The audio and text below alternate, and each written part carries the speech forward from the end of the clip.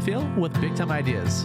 After all, you are entitled to Brad's opinion. Here's your host, Brad Allard.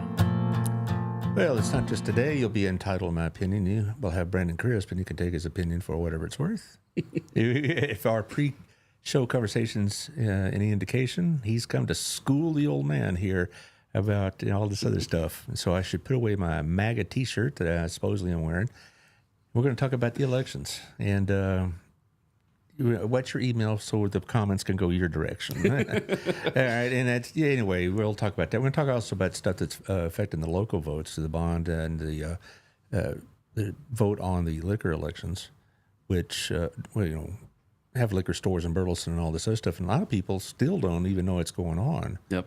And only, which is crazy. Well, it is really nuts because I've only seen a couple of Facebook postings. And that doesn't mean a lot, but I haven't heard any even conversation. I haven't seen any signs, yes or no. Because when we did this in 2009, there was several pro and anti-initiative signs. That's the one that allowed grocery stores in the Johnson County part of Burleson to sell beer and wine and have liquor by the drink, as they call it in the restaurant, so you didn't need to have these stupid memberships. You were probably still in high school in 2009, right? No, I graduated in 08. Okay. So I was right out of high school, though. Okay.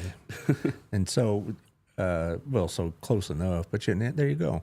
So we're going to talk about all these things, and so it's going to be tons of fun. And I did not bring the Kleenex for him to dry his tears. I hope you brought yours. Yeah, I'm sure we're going to have commentary on this one as well. Miss Irma may be back with young Ivan at home trying to say, "That's my husband, don't be mean." Do you think that's possible?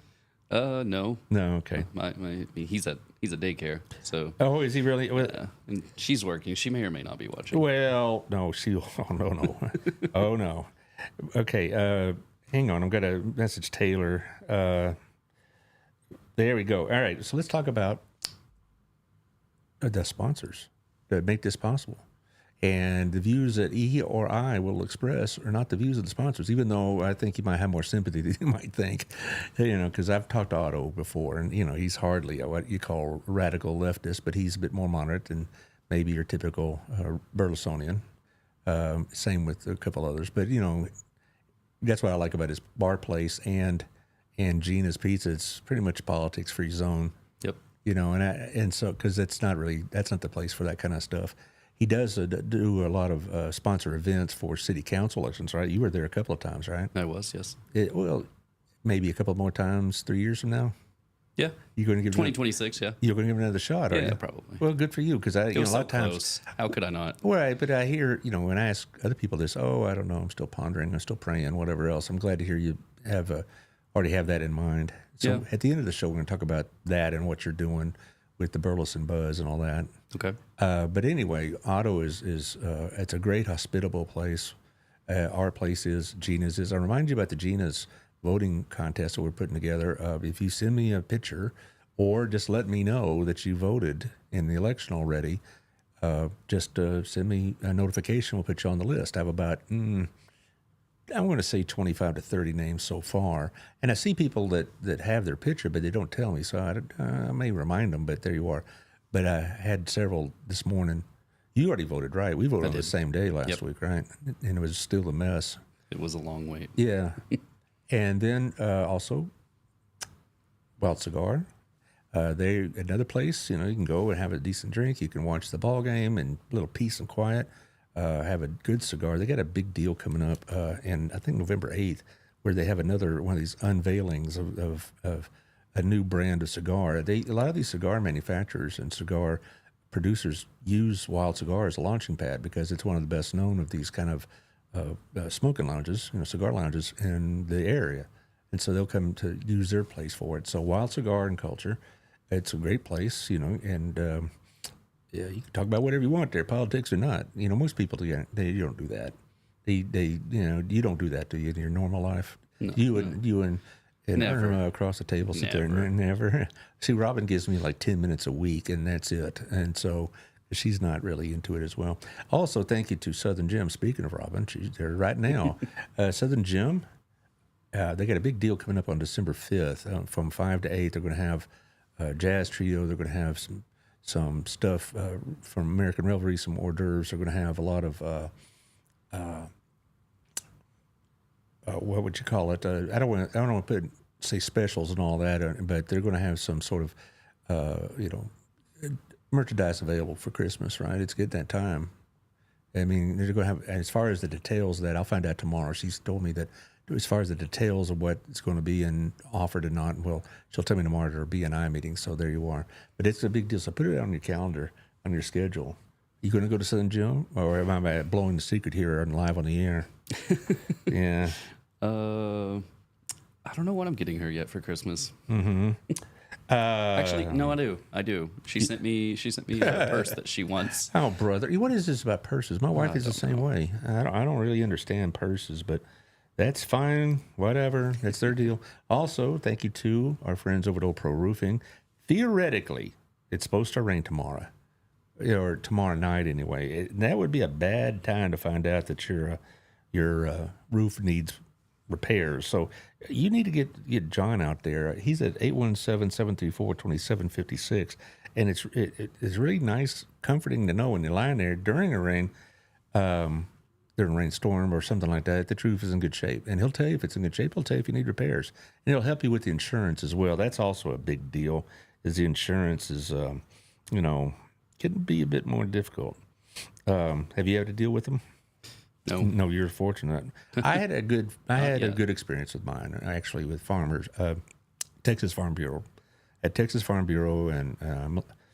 and they settled up with a problem we had back in June, and with not a lot of hair pulling and carrying on. So I can't say that my experience was bad.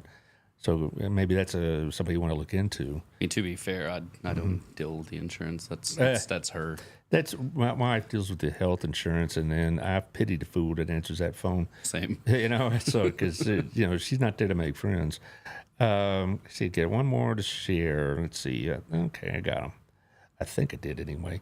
Also, thank you to Jeff Kelly. Thank you, Jeff, for all you do for this community. Thank you for your sponsorship, certainly, but also for your appearance. We had him on last week, and it was really good to get an idea. No, it was 2 weeks ago, actually, to get an idea what's going on in Burleson real estate. Because, we read things, we hear things, but it's nice to hear from an expert. So if you're looking to buy or sell in this area, 817-781-0546 or Jeff at jeffkellyrealty.com. Check that out. Also, we have Local Life. The new magazine should be out each Saturday or at the latest by Monday. I'm not sure what the cover is going to be, but I'll find out with the rest of you. Goes to 30,000 homes. It's going to be in several businesses. It's Otto has it in his places. About a month ago, I was getting my oil change. I saw it at the mechanics at the Christian Brothers. I've seen it at Southern Gym. So, you'll find it more than just one in the mailbox. You'll find it a lot of different places. So it gets a lot more views than just 30,000. So there you go. Now, we do have a couple of events coming up. One is on, which one? That one is the Harvest House Fall Brunch Festival, and it's going to be on November 7th. So be sure to reserve your chances there to get in, because there's no tickets, but they're going to ask, there's going to be a giving opportunity like most of these things do. And so check that out. It's going to be at Pathway on November 7th, which is, I believe, a Thursday. And so that's awfully important for Harvest House. It's their big fundraiser, and we have one of their representatives in our business group. And like most of these pantries, times are pretty tough. And also, thank you to our friends, the Marines Toys for Tots. That's on December 5th. It's going to start around 6 at Burleson Stadium, as we all call it, Elk Stadium still. Burleson Stadium. You go by with a toy, or there's going to be giving boxes all over this community. Last time they did this, about every restaurant I went to, or retail outlet I went to, or grocery store I went to had a Toys for Tots box. It's a big international thing too, so it's a big deal. They're going to have performances. They're going to have, Marines there. They're going to have young people there to help you with your stuff. It's going to be a really great day. Okay. Let's talk a little bit about that Johnson County bond. I was talking about it yesterday with Greg Cooper. And if you know Greg Cooper at all, he's very educated in tax and bond and property value related interests. Okay, he's He knows what he's talking about. And he found this to be a very useful bond. And he's hardly one just to jump on any bond that comes along. Now, I mean, I think it's useful. yeah, well, I was at a council meeting whenever the commissioners came for Johnson County and presented a little bit of it. that was last night, wasn't it? Well, they had a main kind of like a town hall event for the bond, but they showed up at a council meeting probably about a month ago to really try to start talking about it because they realized they're doing this big thing and nobody knows about it. And they're modeling it after what some other counties in the area have done. Parker County, primarily. And it helped fix a ton of the different streets and other infrastructure around the county because it just enables them to have the funds to do it. And as good as the Johnson County government has been with managing all of their all of the tax revenue and everything that they have, I mean, that it's going to be in good hands if this passes. Well, what's going around I've seen has not been a lot of conversation, but a little bit's misinformed. Yep. I don't know if it's deliberate or anything like that. I think it's just they hear bond and they hear roads. They think that's going to go fixing roads. What this bond really is doing is preparing the groundwork and the engineering to make us eligible for TxDOT grants. And the good thing about that, they'll be paying by far the bulk of that, 80 to 85% of the construction will be paid for by TxDOT. And once, TxDOT builds the road, they take responsibility for its upkeep. And so the things that we're talking about may not be those county roads that we wish could be repaired, but it's going to affect access to the main thoroughfares and maybe alleviate some of this congestion on 174. Yeah, I mean, it's affecting some of the, it is affecting some of the roads, affecting some of the like railroad crossings. Yes, I think some sidewalk improvements. Just like you said, general get stuff ready so that it qualifies for TxDOT too. Well, there's 3 railroad crossings that have come up every time, and I know all these 3. Right, one of them is on Dobson when it turns into 714. You go take it just all the way to the end of Dobson and take this right turn, and there you are at a railroad crossing, and that's a beating. There's one at Egan, which is dangerous almost. That whole intersection's dangerous. And then there's another one in Joshua in their main town area. And, these things need to be worked on, but, the county didn't have that wherewithal without these kind of bond initiatives and without the state help. And what Parker County did is they got on board real quick. And Victoria Johnson really explained this to me really well, because I didn't know much about the bond at all until she was on the show a month ago. And she explained it pretty well that, if you're thinking they're going to repair 714, which I think they desperately need to do, that may be round 2. But there won't be a round 2 without round 1. Exactly. So there you go. Yeah, and like you said, I mean, it's going to help also some of the thoroughfares too, like 174, which, 174 is about to have a big thing done to it as well, starting next year, which is going to be fun. But also, well, to finish this off, turn the ballot over is another thing, because a lot of people think they voted for president, voted for senator, whatever, and that's all they had to do. Turn it to the back, because that's where these initiatives are. Now, if you're in the city, there's a second initiative, and that's will we allow liquor stores in the Johnson County part of Burleson? Yep. What's your thoughts on that? Talking to some of the business owners around the area, it's more than just allowing the liquor stores here. It's going to allow so like business owners here who are selling liquor in their stores, they can actually source it directly from Burleson instead of having to go to, like, I think currently most of them go to Liquor Depot in Alvarado. It's there's a small outfit in Rio Vista, but he doesn't do that kind of business, and he doesn't deliver. And Liquor Depot doesn't deliver, from what I understand. Yeah, and whenever you're the only one, I mean, you know the way that capitalism works, they can charge whatever they want. They charge them retail. It'd be like if they just went there and bought it off the shelf. Yep. So instead of wholesale like the Tarrant County folks can do, they could buy it from Specs, Total Wine, Benny, Keith, and then get discounted bulk sales and things of that nature. Plus, the fact is that if that guy doesn't carry it, neither will your restaurant. Exactly. Because Chris and Nathan over at Wild Cigar talk about they get requests for certain types of whiskey and or tequila, and if he ain't carrying it, they're not going to get it at their place. And it's like, hey, you're costing us business now, because maybe that guy will go to a place that has that particular brand he likes. And Yep. so, a lot of people have concerns because they think it's all going to be like, these shabby old liquor stores with bars on the window. Yeah, and that's just not going to happen. Especially part of what the city has proposed. If this does pass, I think they settled on the minimum size for a liquor store. I think they settled on 6,000 square foot. So if you're talking about a 6,000 square foot establishment, probably going to be more of a better well lit, more camera coverage. They're going to have more money to have the upgraded security. And at one of the council meetings that they talked about this in April, one of the things that was kind of mentioned was I don't want to drive around the city and see a bunch of liquor stores with bars on the windows and everything, because they don't want it to look like that. But I think that the city has done a really good job on trying to make sure that that doesn't happen, while at the same time trying not to box out like the mom and pop stores.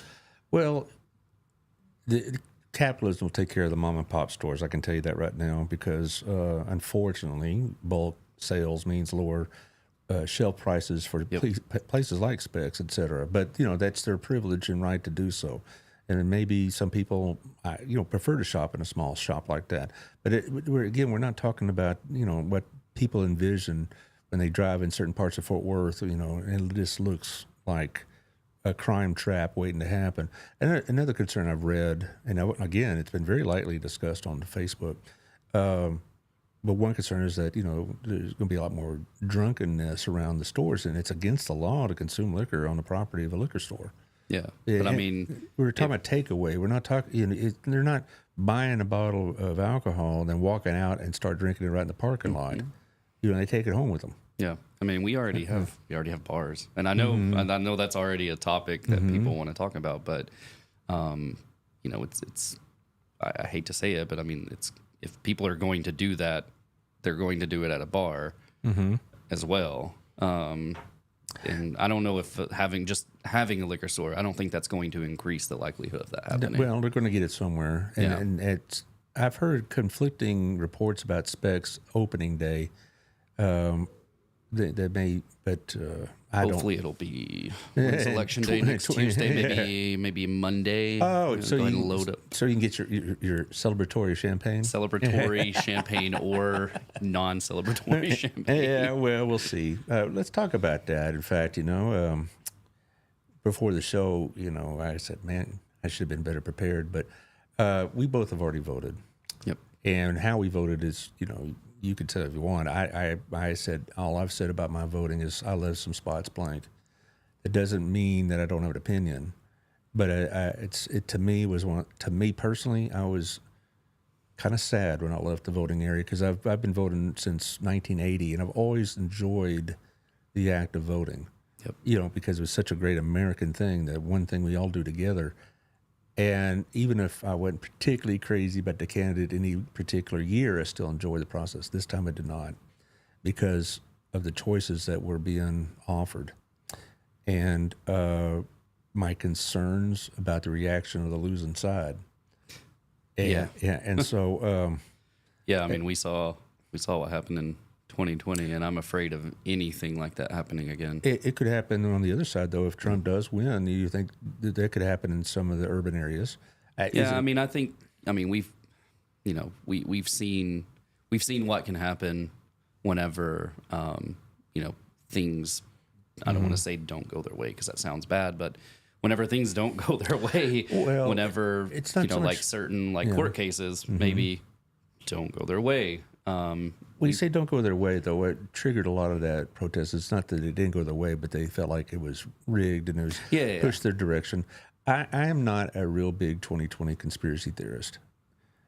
I am concerned about, well, no, I understand, because maybe the historical perspective I have as a teacher and all that is that, a lot of our elections were, there's a lot more maybe credence to some of these scandalous elections like 1960.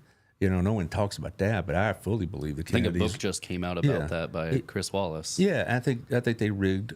Democrats rigged Illinois for Kennedy. Well, I mean, you can go back to like 2002 in the Brookshire Brothers riot. That Brookshire. Yeah, with The grocery store? no. You mean the Brooks Brothers with the Brooks suits? Brothers. That's like Brookshire. Sorry, yeah. Wow, Yeah, Brooks Brothers. Yeah, Brookshire. Brookshires. Yeah, Brooks Brother they- riots. I don't know why I said Brookshire, but yeah, the Brooks Brother riot in Florida. Right. There's a good idea there that was the reason that Bush won Florida. Who knows if that's true or anything, but Well, I get but my concerns about this one. I'm going to wait. I'm not going to speculate. I'll put it that way. I'm going to wait to see some credence to any kind of theories like this. I'm not going to just assume that if Trump loses, that it was because of cheating. However, he will. He will, of course. However, I will be seeing what real evidence comes up, if any. Now, one reason that was big about 2020 is they had 58 court cases. Almost all of them in Republican areas by Republican judges, and they all threw them out, including Trump-appointed judges. Every single one of them, yep. Yeah, and I always thought, if Arizona and Georgia couldn't find anything, they were both Republican legislatures at the time. I think they found 17 total or so Well, across there's going to be discrepancies. Yeah. And there's a difference between incompetence and malfeasance, or mistakes and malfeasance. And so I'm saying to my vast listening audience, let's not assume that cheating is going to happen. But I do have concerns that the temptation will be greater because just how close this election is. Well, I mean, we're already seeing some crazy stuff happen. Just yesterday, some ballot boxes in Washington were set on fire. Well, I thought it was Oregon, but what does it matter? It's the same state. Up there, yeah. But yeah, they were set on fire. And they don't know now at this point how many ballots were lost. Because people just, I don't think it's people. It was one person, I think they announced. But yeah, just going through setting ballot boxes on fire, and we're still a week away from the election, and that's happening. And that was in a Democrat area, so and I think it's like near Portland. Yep. And I doubt any Antifa guy was burning, but you never know. But here's the thing, also, I don't know. Yeah, you never know who's doing any of this. But right? we also assume that what is legal in Texas, or illegal rather, in Texas should be illegal everywhere else. And maybe it's not good practice, but it's not illegal to go through neighborhoods in Pennsylvania and do ballot harvesting. I'm not a big fan of that at all, but what am I going to do? It's not against their law. Exactly. So that's just the way it is. I find it. Some of these states have very loose registration requirements, like they can register on the day they vote, and I think you're asking for trouble. There's no way to vet these people. But again, what am I going to do because Wisconsin, for example, that's the case, and in a major swing state. But so what people think. Don't the people though that do register on the same day? I'm pretty certain those are automatically provisional, and they have to go through a different process. So they're not immediately counted. No, they're not counted that day. No, they do have to be vetted a little bit. But they are set aside. Yeah. But again, then I trust the integrity of the vast majority of election officials across the country. I think the majority, if you get to that position, you deeply care about democracy and, the rule of law and everything. And I don't think you're doing that to, you're not going to get up there and just purposefully try to, stir the pot. Well, you're going to see on the news, whether it be MSNBC or Fox or News Nation or, a liberal-leaning outfit, stories about the other side cheating, some ballot box manipulation in a red county or something in Philadelphia. And I mean, everybody cheats these days, according to the other side. But see, historically, some of our elections have been pretty loose, shall we say. I'm just concerned that because just how very close this election is, somebody will take it upon themselves. Not like an organized Democrat or Republican initiative, but somebody will take it upon themselves to let their partisan instincts get the better of them. I think a nightmare scenario for this election is if it comes down to like somebody wins by 270 electoral votes. If it comes down to like 270, 268, that is a nightmare scenario. Well, it's going to be tough. And I know that is a big possibility Very big right possibility, now. yes. And that is scary to me. I think that would be worse than a 269 tie. Well, under the Constitution, it goes to the House. It goes to the House, and I think it's a contingent election, and then the House chooses the president, the Senate chooses the vice president. Right, Then you're going to exactly. end up with a Trump-Harris White House, and who knows? Well, it depends on who wins. I mean, it's not the current members of the House and Senate. It'll be the elected. That's right. Yeah. So if the Republicans take over the Senate, I don't think you'll see. And you know better than most people, but depending on how the presidential election is also going to probably somewhat determine the House and the Senate. Like if there's a blowout on either side, then you're probably going to have way more of a likelihood that that party wins the House and or the Senate. I can't really predict what's going to happen with the House. I think the Senate will go Republican, but I think it will too. It's not so much, not like a wave, but I think there's a couple of elections I think will surprise us. Nebraska may not go the Republican way, which is surprising me, but I also think Pennsylvania and Ohio could go the Republican way, which is not. I think Texas. I mean, if we're talking about Senate. No. If you want to talk about the Senate, Texas is. Ted Cruz is going to win. Ted Cruz might not win. He's going to win. There was a poll just yesterday that showed them statistically tied. Yeah, statistically tied. With We talked about polls earlier. Yeah, You're a big proponent for polls. I'm not proponent of polls. I'm just saying that the polls, when they have this margin of error in a lot of these, like plus or minus 4.5, it's like, okay, thank you for that information, but no. I saw one the other day. It had a margin of error of 8.5 points. Yeah, I'm right. Like, what's the point of that? Yeah, right. And so what we're talking about here, this happened in 2018. Everybody said we're going to have Senator Beto O'Rourke, and I'm thinking, Oh well, no. But he only lost by 2.5 points. Yeah, but he also made a mistake by saying he was going to take away guns of Texans, and you can't do that in Texas. Well, can you have boys playing girls sports and be equally controversial? I don't think that boys should play girls sports, but I also think that's wrought with all kinds of issues, but probably shouldn't get into that. Yeah, well, I choose lifestyle issues. Try to avoid because all that does is alienate people and whatnot. That's one thing that I did want to say today. Like I was thinking about it, and one of the things that I think is great about just this country is you and me right now. We are we basically. I don't want to say we're completely different politically, but like we're on kind of opposite sides here. But we're able to have a good, positive, just discourse, which is great. Which I think is a huge issue right now in the country. There's so much vitriol. They just want to fight, and we need to get back to talking. I mean, there's a billboard campaign that I've been seeing go around that's just like it's a red hand and a blue hand. It's like, hey, America, we need to talk. Well, and I try not to take the politics too personally because you take your positions not because in reaction to mine, but because you feel the way you do, and vice versa. It's not. But as far as there's a couple issues that are hard to talk about without getting people's emotions up. So I try to avoid that quite a bit on this show anyway. But I have serious concerns. I want to take this position. I have serious concerns about Ms. Harris. I really do. And it's not because she's a Democrat, and now let's leave all this other accusations of misogyny and sexism and racism and blah, blah, blah. That's just a smokescreen to try to press you into voting for somebody you don't believe in. But I always ask my Democrat friends, doesn't it not bother y'all that she campaigned on one thing in 2019 and 20, I mean, so overtly to the left, no fracking, get rid of ICE, defund the police, all these things by her own admission.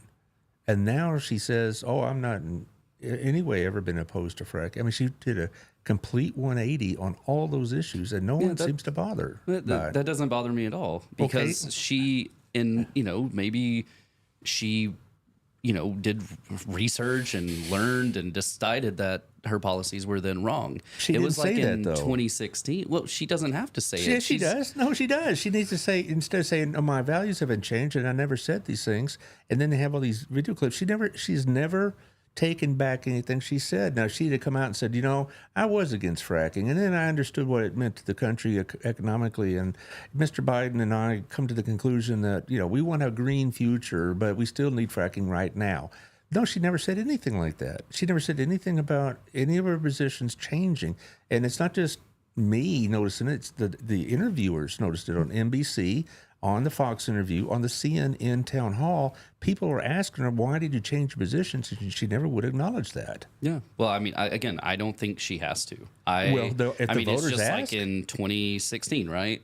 Like when Hillary Clinton was running for president, she in 2016, the same topic came up about gay marriage, right? Because they're like, oh, well, back in whenever your husband was president, you were so against it. And then in 2016, she was for it. She never said that, why.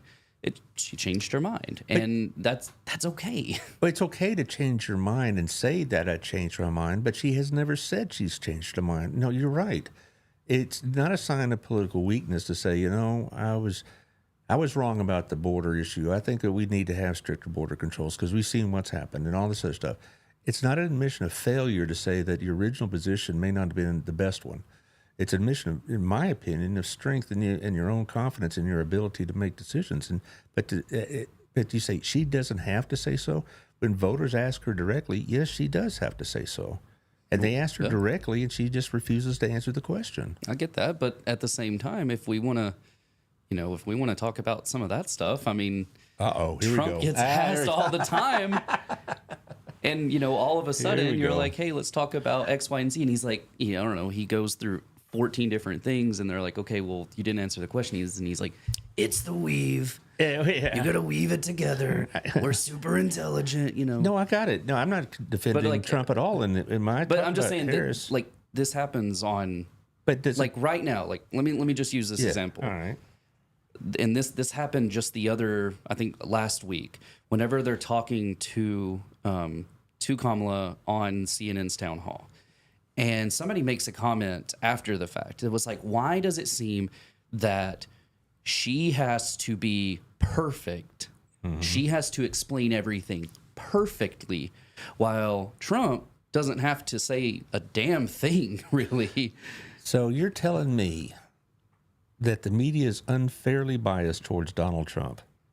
I think they give him way more attention without questioning some of the things he says. I'm going to call a flag on that one. You kidding? Donald Trump every day in the mainstream media is pilloried for things he said or people around him have said. But they give him so much free media airtime. Well, that's he would true have there. never won in 2016 had they not latched onto every single thing he said. Yeah, they asked about it. They're like, well, this seems a little bit odd. Why are you saying this? This is crazy. But they kept showing it, even whenever they're ridiculing it and saying this is harmful to democracy, this is harmful to the country, this is terrible. They still continue to show it. And then there was a period about last year where news outfits like CNN just stopped showing all of the Trump rallies. And then all of a sudden, you start having, kind of people, at least on, the people who watch CNN, talk about Trump. They're just like, oh, okay, whatever. And then they start showing him again. I think they show him because it gets clicks and it gets views and it makes them money and they love it. I just don't see it that way at all because Mr. Trump, he can't, everything he says isn't just scrutinized. It's ridiculed, criticized, and trashed and fact checked. And it is ridiculed but he's never asked to explain why he says what he says. He says, they're like, okay, well, what do you mean about, the enemy within comment? And he never answers it. And then they just move on. They don't press the question. Whereas I think for Kamala, they do. We have to call this one a tie because I cannot imagine most people thinking that Mr. Trump is getting a free pass from the media. And as far as Ms. Harris, holy cow. I mean, they have done everything but erect a statue to her in the New York Times or the Washington Post or most of the network news. Those are traditionally liberal newspapers, though. That's not surprising. Well, it would be surprising if, Fox News started, talking positively about her. Well, I'll tell you what, I will give my two conservative sources I go to a lot, Wall Street Journal and National Review, they've been they're not so much pro-Harris, but they've been pretty critical of Trump. They hate his tariffs. Because it's killed. I mean, it's the Republican Party of old is gone. Well, they criticize Trump a lot for his economic proposals and lack of discipline and all that. And in the conservative media, like this Dispatch is another very good conservative outlet. But you don't see likewise criticism of Harris's policies in the liberal media. You don't see people talk. No, I do. I mean, what are you reading then? Let me read it because I don't see it in the post in the Times. I see it all the time on, like, admittedly, y'all know, like, I'm, I lean more left. I watch CNN pretty often, and I will say they talk about some of the things that she, is saying or not saying. And almost every night I'll hear like, well, she's not explained this policy position. She's not explaining this. I mean, I don't know if this is going to work. And okay, I'll trust you on that because I haven't seen CNN in so long, and it's starting to fade on me. Yeah, well, and I thought, okay, I'm going to live up to my credo and watch MSNBC. I got through 10 minutes of Maddow before I just said no, thank you. I can't even watch MSNBC. I can't MSNBC and one. What's that? OAN, yeah, One American News, or whatever. The far left and the far right. They said, forget it. I can't watch either of those. But all right, well, even if we're talking about the policies she's moderated on, and all you Democrats, if I can use that phrase, because I've talked to several people ask the same question. Does it not bother you? And they all say the same thing. And it's a two-part question. No, it didn't bother me. And B, it's better than Trump. All right, fine. But there are other aspects of Ms. Harris that give me great pause. For one thing, she can answer a question straight, period. I don't know if she has the. And Trump can? No, but we're not talking about Trump. We're talking about Ms. Harris. It's but the election is a comparison between the two. I know, but that's why some people don't vote or are left it blank because. But I'm just saying we're talking about Ms. Harris now. We'll get to Trump if you feel like it. All right, but I'm saying, but Ms. Harris, I don't think is going to have the ability to stand up to Putin and Xi Jinping or whatever else. I don't think she. And this is what really bothers me. Okay, the progressive wing of the Democratic Party has kept their mouth shut through this whole campaign. They have not raised Cain about her change of positions on fracking and green energy and oil or strengthening the border and building the wall and all this other stuff. They said nothing. Bernie Sanders comes out about a month ago on one of those Sunday morning talk shows, and they asked him about that, and he goes, well, she's saying what she needs to be elected. That's out of his own mouth. That's what I'm afraid of with the progressives is that once she's inaugurated, say, okay, the bill is due, and we kept our mouths shut. We did not drag you to the left during the campaign. Now we expect, and it's yeah, that won't happen though. Oh my God, Brandon, please, Brad. The president is just one wing of the government. Oh, you think? And if, especially even if she wins the election, there is a strong chance. I think 538 put the Senate forecast at 90% chance that it is a Republican Senate. And if it is a Republican Senate and she's the president, it doesn't matter. She's not going to be able to go far left if she wants to because except with executive orders. We're going to have to do this crazy thing called bipartisanship to get things passed. Well, no, that's when Obama was confronted with a Republican Congress. He just said, drop dead, and he just used executive orders. But the Obamacare thing got passed, though, in the first 2 years when he had a trifecta. 0 Republican votes. Because he had a trifecta. Right. That's what the country elected that. The country chose that, so that's what happened. No, I'm just saying she'll just do executive orders like Biden did. This school loan forgiveness has already been struck down by the courts, and he says, I don't care, I'm doing it anyway. Okay? Biden has been struck down 3 times on his executive orders. Yeah. Trump was done twice. And I'm not saying, but I'm just saying. And they're, again, both sides thing, right? Because it's happening too. Let's use Alabama, right? They gerrymandered a crazy House map that was even ruled by the Supreme Court, a conservative Supreme Court, to be a racistly gerrymandered district map, and they were ordered to change it, and they just said, nah. Well, so what is the point of the rule of law if you can just ignore it and with no repercussions? It has been redrawn, though. No. Okay. Yeah, finally. Okay. But for the but in 2022, they still elected a representative on that house. No, I'm just going to get this quarter out there to me. What I'm saying to you is that if Kamala, she can get pushed to the left, and if she can't get through things through Congress, she'll just do executive orders. I mean, like Biden did, and like Biden got struck down. But He said, we're at this spot, though. Like I said, the rule of law is almost, you can do anything now on both sides, every level of government.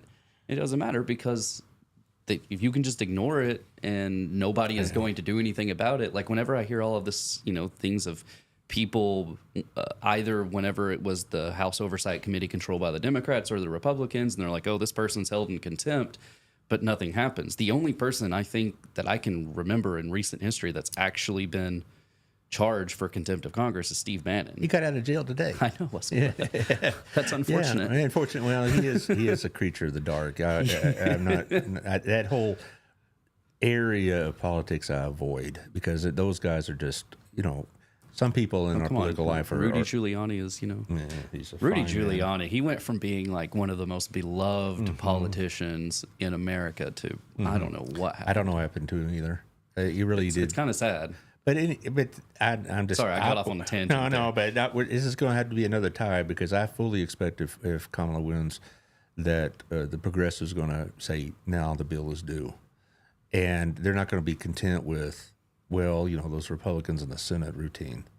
They'll say that kind of thing. Let me ask you, what do you think about switching gears here? What do you think about Trump saying stuff like, it's once I'm elected, I'm going to be a dictator for a day. I'm going to get in here and we're going to take care of the enemy within. Saying he's going to use the Foreign Enemies Act of like 1793 to round up all of his political 1798, enemies. 1798. What do you think about that though? Because that's pretty messed up. You're a history teacher. You got to get the dates right.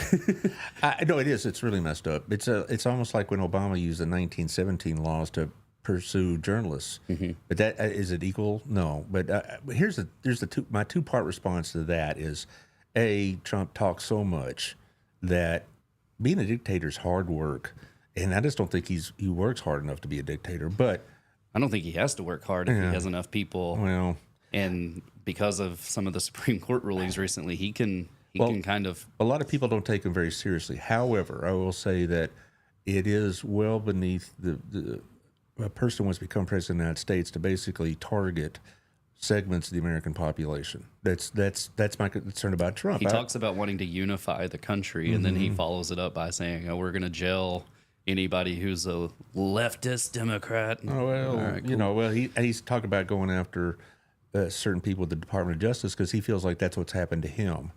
Yeah, and a couple of these criminal cases, may or may not be legit, but a couple are just bogus. I think. Yeah, I mean, some of them could have. Well, some of them could have probably. Like the one about paying off that porn star is a violation of electoral law. Yeah, that one was definitely it was rigged. I don't know if about rigged, but it was definitely it was definitely a stretch, and it was still a violation of law, but. I don't. If it would have been anybody but Trump, I don't think they would have actually. It'd have been a misdemeanor at best. Yeah, I don't think they would have pushed it. But some of the other things, like, some of the, the election interference stuff that's Georgia, that's kind of serious stuff. In Georgia, the thing about it is, there's some.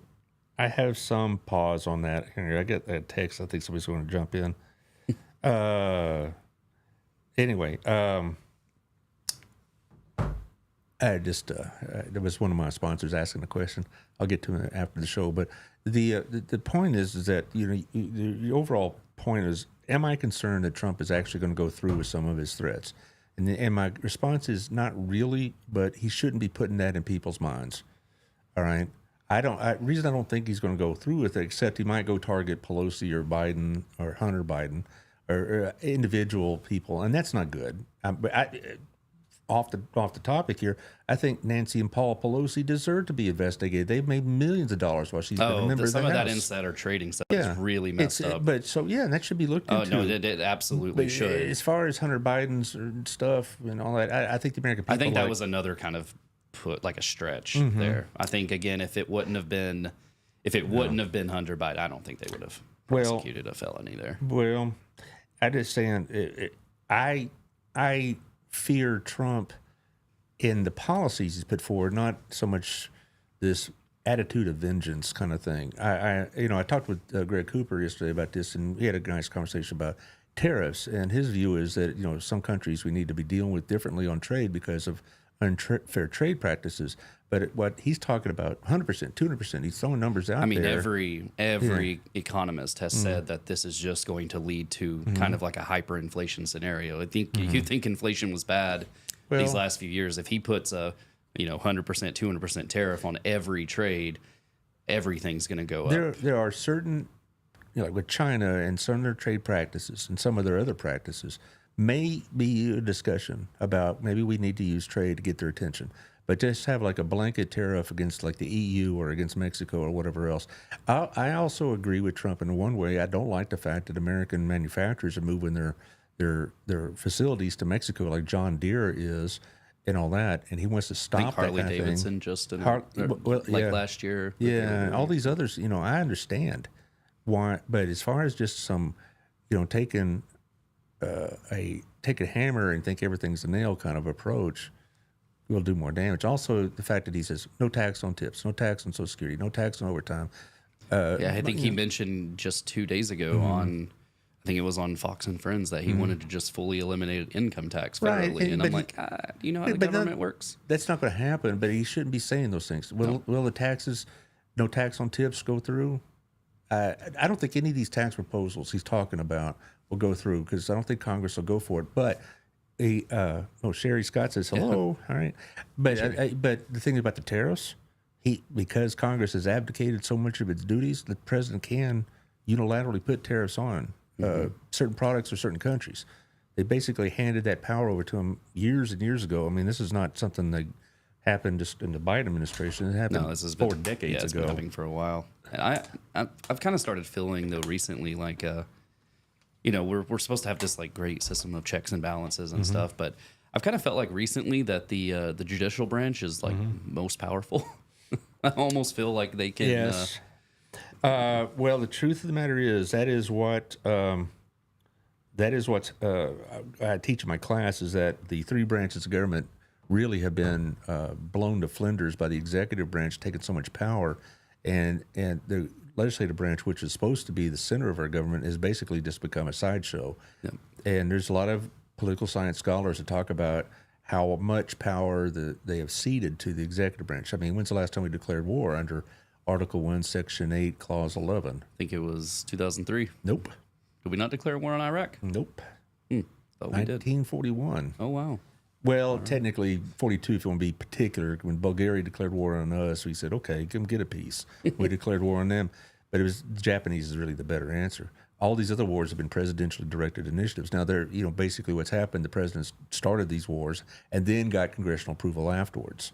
So that's why some people are confused, but they ask for forgiveness. Well, when what you're talking about in 2002, when Bush wanted to go into Iraq, the Congress passed. We went into Afghanistan like about, I feel like a couple weeks after 9/11. It was before the end of the year. Yeah, I mean it was very quickly, but then Iraq came. Yeah, it was like, was it 02 or I thought it was 03? It was passed in October of 02 and the war started in March of 03. Okay. All right. And what happened was that Bush had already moved military assets and personnel into harm's way. And so he asked Congress's permission. They gave him what they called an authorization of use of military force. That thing was only repealed last year. And so all these other things we've been dealing with in the last 20 years, both Democrat and Republican presidents have been using that as a blank check to do whatever they want. And that's I can look, I was a, you know me, leftist Democrat here, big fan of Obama, but I mean, he was bad when it came to like drones and stuff. He was like unabashedly just bombing the hell out of everybody. Yeah, he was also using them to target, in some cases, the individual victims, so to speak. And I thought, what is this, like a mafia hitman? Yeah, I mean, it was. And some of the drone stuff under Obama was bad. Yeah, and it is then. So just so everybody knows, I can also talk some stuff about both sides here. I fully agree. I'm not. I usually vote Republican, but I have voted Democrat occasionally, And I know most of the Democrats know. I said, well, I've thrown a Republican a vote or two over time. I don't know many people that are just, they, don't vote. They at least don't split their vote a little bit. Maybe not like 50-50, but maybe 90-10 or something. But yeah, I'm pretty split. Like I'll vote for, I'll vote for who I think is going to do the better job. The only times usually I don't vote for a specific spot is if they're unopposed. I don't care. I just move on. Yeah, I'm just like, this is pointless. They're going to win. Well, let's talk about, we talked all this other stuff, and I'm glad that you've come to see the light and you changed your mind on several things. Not really, right? It's fine. No, I appreciate the spirited conversation. My family is very conservative, and we grew up in North Georgia. We grew up in where I'm from, where my family still lives, is the district of Marjorie Taylor Greene. That's tough. We have crossed paths a couple of times. You and Marjorie have? Yeah, a long time ago. Is she is kooky in person as she is in real life? She wasn't back then. Whenever I met her, she was kind of minorly involved in government. And I think it was 2013. She wasn't crazy then. We got a guest coming in. I guess you're for the next show, right? Oh, just have a seat. We're done in a few minutes. We'll be in about 2 minutes, yes. Okay. We have a guest coming in for the next show, so we just need to hang around out there. Might as well have a decent seat. Anyway, let's just get to the point here. You said you're going to run again in 2026 for city council. I am, yeah. You think you're better prepared for that now, don't you? Absolutely. Yeah, you're part of the people know me now. You're on the P&Z, right? I am on the P&Z, yep. And I think you have an exceptionally good chance. I know that several members of the council really like what you're doing, and also you're writing for that Burleson Buzz. Is that right? I am. Yep. I'm doing. Every time there's a council meeting, I do a council recap. It gets published a couple of days after the council meeting. Also doing some personal features on just calling it the people of Burleson. Right. Yeah. And gosh, there's a lot of good people to talk about. I subscribe to this because I appreciate what you and Cody are doing, because we don't have this kind of reporting, at least objective reporting. I mean, you can get all the commentary on social media you want. Yep. But there you go. So we don't have a race again in 25, which we could all use the break. Yeah. So there will be some sort of election in Johnson County. I'm sure of it. Well, and plus here's the thing, people that are going to base their vote. I remember because Victoria Johnson, rather, got hammered for doing this, for being left-wing Democrat, all this other stuff. It's just bogus when it comes to city politics. Nonpartisan. It doesn't matter. It's the streets. Like it really does not matter how I feel about things nationally, socially. It has no effect on how I want to fix roads, how I want to, try to hopefully solve congestion. Right. I'm still, I'm pretty socially liberal, but I am very fiscally conservative. Well, why don't you finish this off? Take the last minute to just tell what you think what's going on. I'll give you the last word. In the country? Yeah. We're at a scary spot. I mentioned it earlier. There's a lot of just nasty vitriol on all sides. Everybody just wants to fight with each other. And we gotta get back to kind of like we did here today, a civil conversation. Just you and me, a civil conversation. We got to get back to that nationally before something really bad happens. We narrowly avoided something really bad happening a couple months ago, but this is going to keep the flames are going to keep being fanned until something terrible does actually happen. Well, the next time I'm on the show Monday, I have the mayor and Victoria on to talk about the bonds. And I don't know, we'll talk about the general election. They both are kind of reluctant to do that. I appreciate your candor. Appreciate your honesty. And I appreciate you having me. Yeah, no problem. We'll do this again. Maybe we'll do it after the election, and we'll have a celebratory and/or conciliatory. I can either bring the Kleenexes to you, or you can provide them to me. I'm going to have mixed opinions either way. All right, guys. I'll see y'all on Monday. We got to get. Bye. All righty.